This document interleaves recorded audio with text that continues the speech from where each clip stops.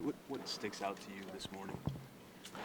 Well, obviously Clay's performance, just amazing. One of the great individual performances I think we've ever seen. But I think what stands out the most is just our team's grit and hanging in there after getting blown out twice in Oklahoma City to show that kind of heart and grit was great. And we just hung around long enough to take the game at the end. What did you think of Andre's play, especially the way he finished that game? Yeah, Andre was great. I mean, he's always kind of our unsung hero. You know, he never has the numbers that jump out at you on in the box score, so people don't write about him or show him much on the highlights. But he's a phenomenal defensive player, and he's an incredibly intelligent player. Settles us down on offense and takes the toughest assignment on defense. Steve, describe the flight home? Flight home was great. It was a long flight, but didn't seem nearly as long as the one after Game 4 going home. So there was a lot of relief and just nice to come back home and still be in the series and have a chance. This past week, what have you learned from yourself and from your players?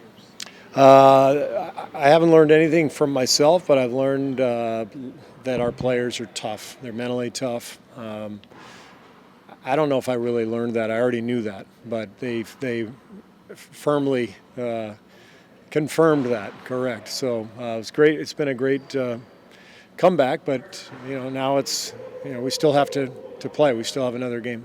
Steve, you weren't with this group when they played that Game 7 against the Clippers.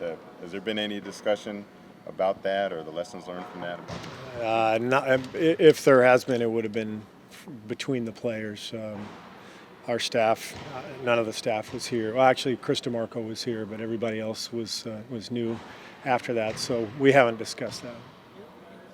With and against guys who could really take somebody's heart by the way, if they scored a lot, whether it was Michael or Kobe, I mean, the way they would go after people mentally, they could destroy people.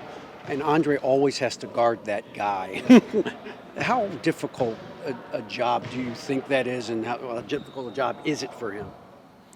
Well, the job is difficult, but he's made for it. He really is. He reminds me so much of Scottie Pippen.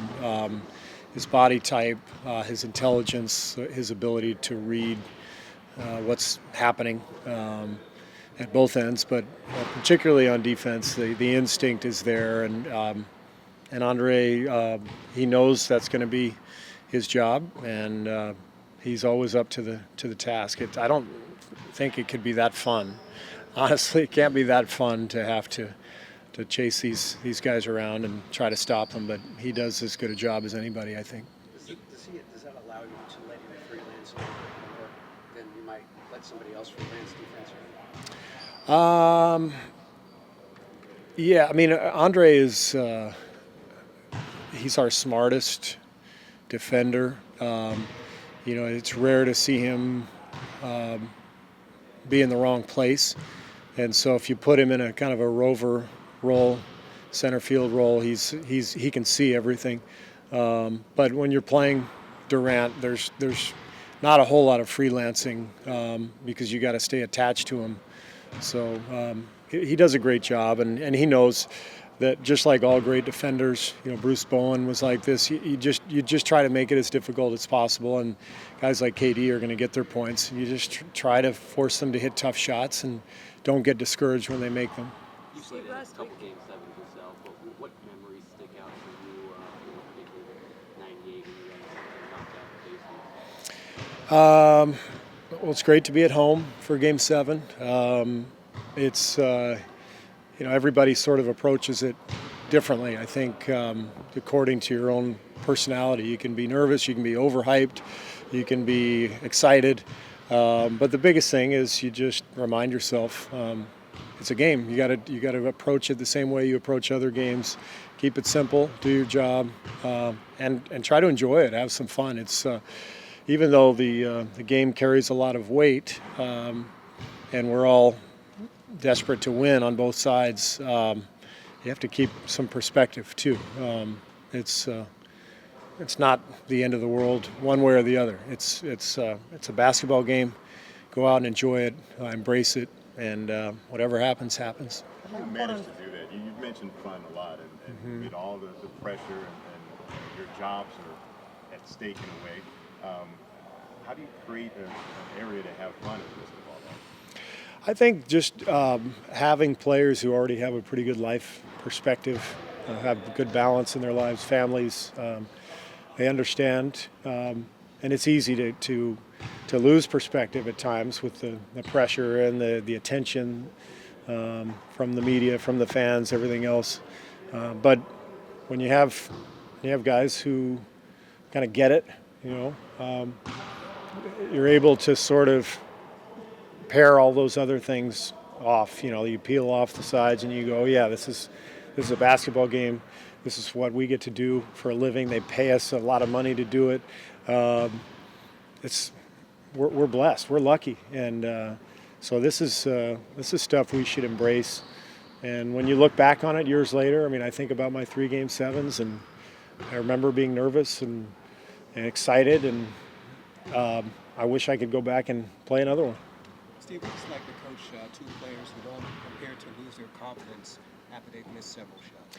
Yeah, I mean, Steph and Clay are as good as anybody I've ever seen in terms of just moving forward, taking the next shot, making the next play, not worrying about a miss or even several misses. And that's the right mentality. It's a difficult mentality to achieve for a lot of people, but not for them. They have so much belief. And I think they take so much joy out of the game and making shots and playing freely and loosely. It seems to come very naturally for both of them to just get out there and let it fly. Steve, what are the potential pitfalls you have to safeguard against in Game 7? Just don't overthink. There's just keep it simple. We have a pretty simple game plan. There's a few keys that we know we have to cover, and don't think about anything else other than what we have to do in the game. These guys have been playing basketball their whole lives, so everything comes pretty instinctively to them anyway. And but in a Game 7, there's nerves, there's jitters, all that stuff. But once the game starts, just lock in and enjoy it. As a former couple player, guys mentioned after the game last night that just because they won Game 6 and going home now doesn't mean that the series is over. It's as if they're reminding themselves that just because you're at home, you can't afford to presume victory. Is that a potential concern at all? No, Yeah. no. I mean, our players already talked about it after the game. Doesn't guarantee anything. The only thing we guaranteed was one more game and on our home floor. So let's take advantage of that by being extra prepared and ready. And there's no chance of anybody letting their guard down. We're playing a great team. We know that. We got our hands full with them. They got their hands full with us. It's a great series, great basketball. And as I said, we should enjoy the challenge and the opportunity to be a part of it. There's, I guess, 27 teams that are sitting at home wishing they could be in our shoes. as a former player, is it frustrating to not be out there on the court? Or are you glad?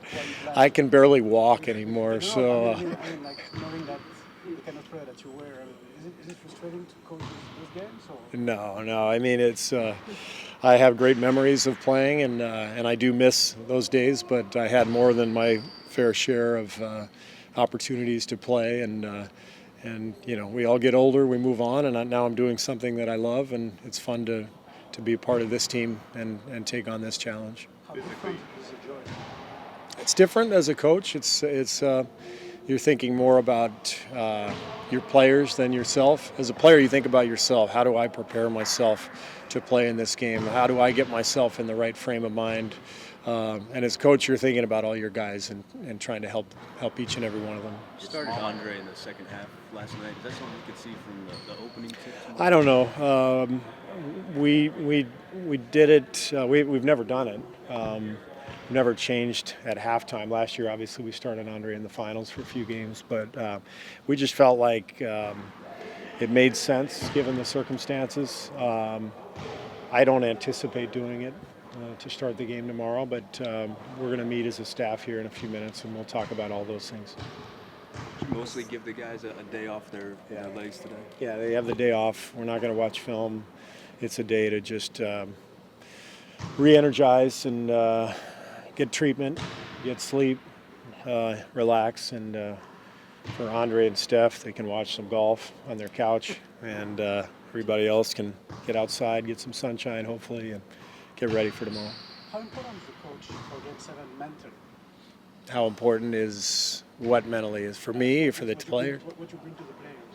Well, that's kind of our job as a staff, is to help our guys any which way, whether it's game planning or frame of mind, and so we try to help each and every one of them. Everyone's different. Everyone approaches the game differently, and I think we'll be ready. Why do you think your smaller lineup was more effective last night than it had been during the series?